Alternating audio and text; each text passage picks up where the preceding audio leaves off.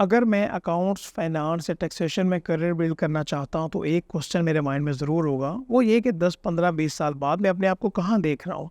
आपको भी इस बारे में ज़रूर सोचना चाहिए। एक्चुअली ये वीडियो मैं इसलिए बना रहा हूँ कि हमारे एक व्यूअर ने कमेंट किया कि मैं अकाउंट्स में करियर बिल्ड करना चाहता हूँ और 10, 15, 20 साल बाद मैं अपना फ्यूचर कहाँ पे देख रहा हूँगा।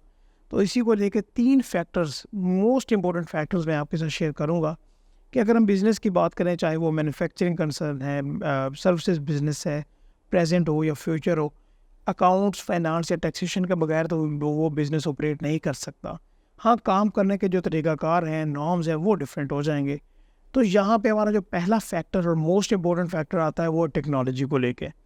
एक तो आप डेली बेसिस पे एक्सपीरियंस कर रहे होते हैं और मैं अपने क्लाइंट का सिनेरियो भी आपके सामने रखूँगा कि अगर आप किसी भी शॉपिंग मॉल में जाते हैं, वहाँ पे आपने परचेज़िंग की, तो परचेज़िंग के बाद आपने देखा कि क्या वहाँ पे जो डेटा एंट्री है, वो जो हिसाब-किताब कर रहे हैं, क्या वो मैनुअली वहाँ पे मैनेज कर रहे हैं? नहीं, ऐसा नहीं होता। वो स्कैनर के ज़रिए स्कैन करते हैं और जो डेटा एंट्री है, वहाँ से रूट होके उसका इम्पैक्ट एंड तक चला जाता है। आज से 5-10 साल पहले क्या हो रहा था, अभी क्या हो रहा है और फ्यूचर में टेक्नोलॉजी और इम्पैक्ट करेगी। और अभी टेक्नोलॉजी में अगर आप देखें, टेक्नोलॉजी का इतना ज़्यादा रोल आया कि डेटा एंट्री और बुक कीपिंग जो किस्म की ख़त्म हो गई हुई है। मैं अपने क्लाइंट की बात करूँ तो हम उनके लिए क्विक बुक्स की रेगुलर बेसिस पे असाइनमेंट करते हैं। जो उनकी सेल्स और परचेजेज़ हैं, वो क्यूआर के ज़रिए जनरेट होती हैं और उनका इम्पैक्ट एंड तक जाता है। Financial statements, profit and loss हो गया, बैलेंस शीट हो गया, तो एंड तक उनका इम्पैक्ट जाता है। बाकी जो हेड्स हैं उनकी हम लाइक बुक कीपिंग मैनुअली कर रहे होते हैं। तो टेक्नोलॉजी ने बहुत अहम रोल प्ले किया है, तो यहाँ पे आपको टेक्नोलॉजी के साथ फ़ैमिलियर होना पड़ेगा। और परेशानी की बात इसलिए नहीं है कि आपकी फ़ील्ड में रहते हुए टेक्नोलॉजी क्या इम्पैक्ट कर रही है, आपको उसी के ऊपर काम करना है। अच्छा, टैक्सेशन की अगर हम ख़ास तौर पे बात करें, क्योंकि यहाँ पे काफ़ी लोग टैक्सेशन के बैकग्राउंड से भी होंगे या फ्यूचर में देख रहे होंगे, तो यहाँ पे अगर आप इंटीग्रेशन की बात करें, जिसमें सेल्स, परचेजेज़, आपके बैंक्स हैं, ये सारा इंटीग्रेट हो गया हुआ है।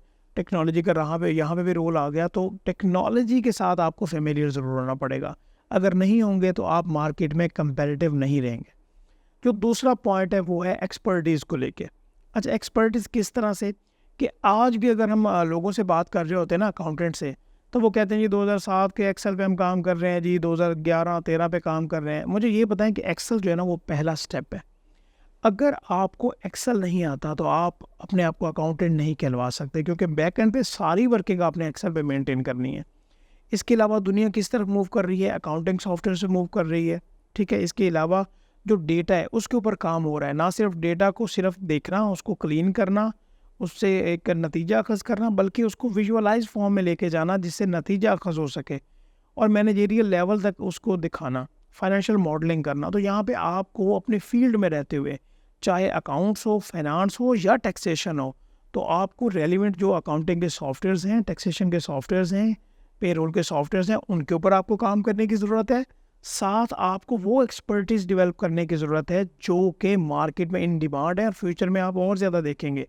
अगर आप इन पे काम नहीं करते और एग्जिस्टिंग जो भी स्किल्स हैं आपकी, उन्हीं को लेके चल रहे हैं, तो क्या आपको लगता है कि आप उस कंपनी में वो वैल्यू प्रोवाइड कर सकेंगे? और अगर कंपनी को लगे कि भाई मेरे पास कोई और ऐसा बंदा आ सकता है कि जो को पैसे भी कम ले, एक्सपर्टीज़ भी ज़्यादा हो, तो क्यों ना वो आपको रिप्लेस कर दें।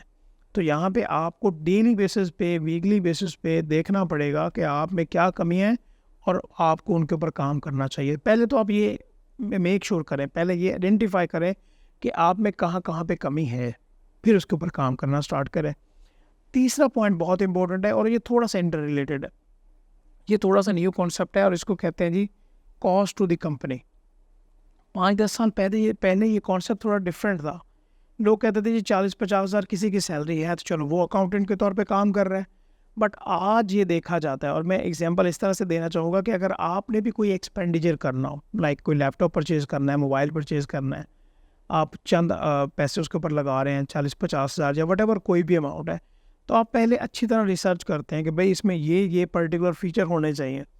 तो जब एक एम्प्लॉयर है, वो ये देखता है कि अगर मैं किसी भी एम्प्लॉय को हायर कर रहा हूँ, जो भी एग्जिस्टिंग एम्प्लॉय मेरे पास काम कर रहा है, उसमें क्या फ़ीचर्स हैं, क्या वो वैल्यू मुझे प्रोवाइड कर रहा है जो मुझे कॉस्ट पड़ रही है। ऐसा तो नहीं है कि अगर मैं इसको रिप्लेस करूँ, किसी और रिसोर्स को लेके आऊँ, तो वो ज़्यादा वैल्यू प्रोवाइड करेगा। तो यहाँ पे आपको ये भी देखना होगा कि जो आपको कंपनी दे रही है, ठीक है, उसमें क्या आप कंपनी को वो वैल्यू प्रोवाइड कर रहे हैं, तो कंपनी ये रेगुलर बेसिस पे असेसमेंट भी करती है। तो ये वाला जो पॉइंट है फ्यूचर में आपको और ज़्यादा देखने को मिलेगा, लाइक जो आपकी करंट आपके पास स्किल्स हैं, एक्सपर्टीज़ हैं, आपको उससे बियॉन्ड सोचना पड़ेगा। आप ये ज़रूर कहेंगे कि भई आप एम्प्लॉइज़ की बात करें तो ये बहुत ज़्यादा आप यहाँ पे डिमांड कर रहे हैं, बट ऐसा ही है। अगर हम एम्प्लॉयमेंट रेट को देखें तो वो आप देख रहे हैं कि इतना ज़्यादा नहीं है, मार्केट में उतनी ज़्यादा डिमांड नहीं है जितने ज़्यादा रिसोर्सेज अवेलेबल हैं।